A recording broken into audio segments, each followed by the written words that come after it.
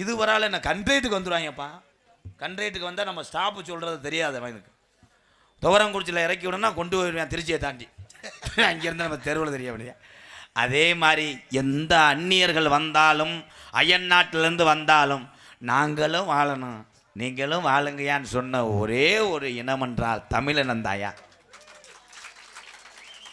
இந்திய மாநிலத்துக்குள்ளே என் தமிழே வாகனம் ஓட்டிகிட்டு போனால் இங்கே மறைச்சி அடிக்கிறேன்.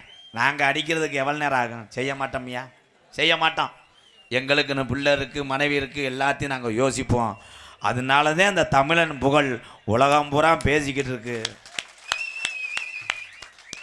இங்கே இருக்கா தான் தமிழ்நாடா, அங்கிட்டு ஆந்திராவா ப்ரோ, இல்லை இங்கிட்டு கேரளாவா? கேரளா. தமிழ்நாட்டில் தமிழன் கஷ்டப்பட்டு உருவாக்கின கலையை எந்த கலையாக இருந்தாலும் நீங்கள் வாழ வைக்கணும். ஏன்னா உங்கள் நம்பித்தான் அந்த கலைகள்லாம் இருக்குது.